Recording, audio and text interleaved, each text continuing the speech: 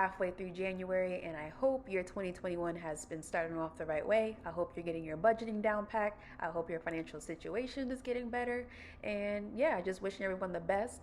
And today we are going to talk about your expenses and how to break them down further, because there's been a lot of talk out there in regards to like the Bitcoin and all these different investment options. And I want to ensure that your foundation, your financial foundation, is all set and in place before you begin all your investing, because if your foundation is in place, you pretty much would just soar through the roof. So I was online searching for like financial information just to see what the typical person was doing with their budget. And I found this website, this financial website, and they were talking about like what they recommended. And they posted this chart. And there were some things on this chart that I didn't agree with. And I wanted to break down what I would recommend versus what they recommended. And the first thing that stood out to me was the savings portion, because it was at 10%, and also the expenses towards the bottom. They had personal spending, they had recreation, and also miscellaneous. They had them broken out into three different sections, about 10% each, which is 30%, which I thought was a lot if you're only putting 10% towards your savings. So there were a few things that stood out to me, and I wanted to show you guys what my recommendations would be. Okay, so as you can see on my chart, we're going to start from the top and work our way down. So I have giving, I put at 0%. And before you judge me, the reason why I have it at 0% is because you can't start giving until you save yourself first. So I have it at 0%, and then we're going to work our way through our list. And at the bottom, if we have enough money left over, we can come back to the top and add some towards giving and probably savings. So just bear with me as I go through my list. So I have giving at 0, I have savings, I bumped it up to 20% because I thought that was more ideal where I would want to be. So you start off with not giving and paying yourself first, and then start building your budget from there. Food, as you can see I have here, is 10%. And also, I'm not going to go through every little individual you can see here, but I'm going to point out the ones that I believe should be pointed out. We have housing at 25%, which I agreed with them, because usually people like to put 30% for housing or a little bit more, and I just think a third of your income is a lot for just for housing. So I went with 25%. If you can get a roommate and make it cheaper, I would definitely do that as well. So the next two were the tricky ones. It was the transportation and the insurance. So for transportation, that included your car payment along with your gas, and that's for the month. So that percentage, 7% of the 4,000 monthly income.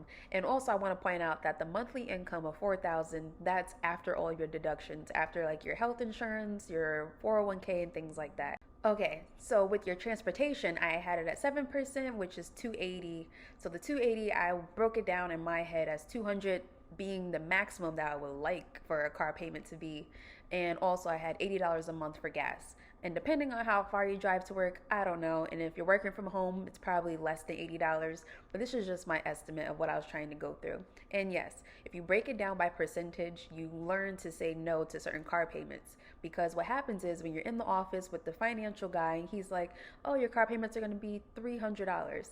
And then you look at your account and then you break down all your expenses. You're like, oh, I have $300 to spare.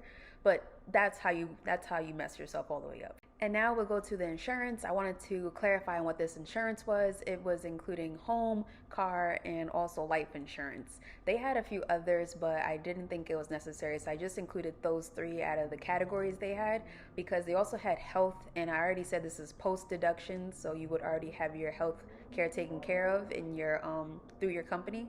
So I left that one out. So I have 7% going towards that, and it could be a lot less depending on, like, I don't know, just depending on what you need. So here is where I had a little issue with their chart. So like I said before, they had the recreation broken out, the personal spending, and the miscellaneous. What I did was I cut all three of those out, and I simply just put personal spending and gave the budget of 10%. 10% of your monthly income, which will give you $400 a month for personal spending outside of like your needs that are up there. So I thought that was pretty reasonable, and it could be a lot more, but that's why I said just work through your budget this way. set your limits, and then if you have extra, you go back and make adjustments to your percentages. You don't want to work backwards, because that's how, like I said before, that's how you pretty much ruin your budget. So as you can see here, we have 18% of unassigned funds, which means it has no destination, and we need to put it somewhere, because if it remains unassigned, most likely it will be spent somewhere that we didn't expect it to.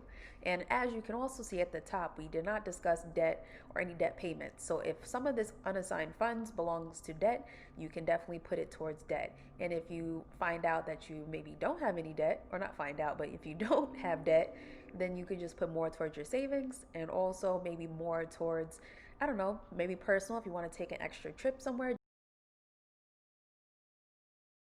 So I just wanted to get down pack the expenses, because it's really, really important to get this foundation laid out before we start getting into more investment talk and I start giving you guys suggestions on what I think would be best for 2021. So yes, definitely just take care of this portion, get your budget in place, and then we can move forward and get into all the extra fun stuff. But until next time, don't forget to like, share, comment, and subscribe below, and I'll see you again. Bye.